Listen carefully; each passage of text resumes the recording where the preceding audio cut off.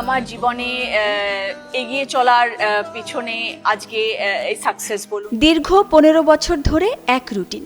দিদি নাম্বার ওয়ানের সেট যেন তার দ্বিতীয় বাড়ি। জীবনের নানা ওঠাপড়ার মধ্যেও দিদি নাম্বার ওয়ানের সঙ্গ ছাড়েননি তিনি। নিজের সন্তানের মতো একটু একটু করে বড় করেছেন এই প্রজেক্টকে। তিনি রচনা ব্যানার্জি। ওপার বাংলার দিদি নাম্বার ওয়ান নাম শুনলেই যার মুখটা চোখের সামনে ভেসে ওঠে, সেই রচনা ব্যানার্জিকেই দিদি নাম্বার ওয়ানের মঞ্চে আর দেখা যাবে না।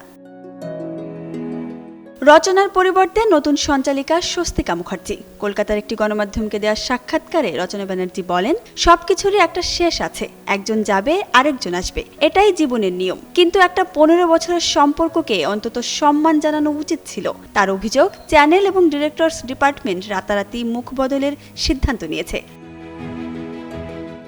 2024 সালে তৃণমূল কংগ্রেসের প্রার্থী হিসেবে লোকসভা নির্বাচনে জয়ী হয়েছিলেন রচনা ব্যানার্জি।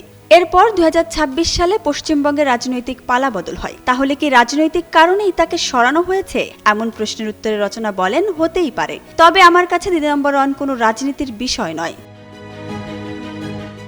সবচেয়ে বেশি যেটা রচনাকে কষ্ট দিচ্ছে সেটা তার নিজের বিদায় নয়। তিনি ভাবছেন সেই মানুষগুলোর কথা যারা বছরের পর বছর তার সঙ্গে কাজ করেছেন। মেকআপ আর্টিস্ট, হেয়ার স্টাইলিস্ট থেকে শুরু করে ইউনিটের অসংখ্য সদস্য। আবেগ ধরে রাখতে না পেরে চোখ মুছতে মুছতে প্রশ্ন করেন, পুরো টিমকে এভাবে রাতারাতি বদলে দেওয়ার কারণ কি?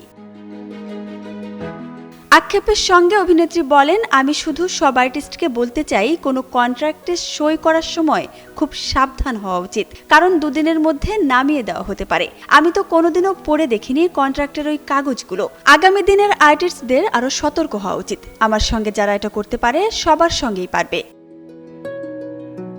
একটি রিয়েলিটি শো, একজন সঞ্চালিকা, আর 15 বছরের এক আবেগের গল্প দিদি নাম্বার ওয়ান। তবে রচনা স্পষ্ট জানিয়ে দিয়েছেন, আর কখনো দিদি নাম্বার ওয়ানের মঞ্চে পা দেবেন না তিনি। অভিমানী সুরে বলেন, দিদি number one is over for me. আর কোনোদিন ওই মঞ্চে দেখা যাবে না আমায়, কারণ ওরা যা করেছে আমার সঙ্গে সেটা বলার মতো কোনো শব্দ আমার কাছে নেই।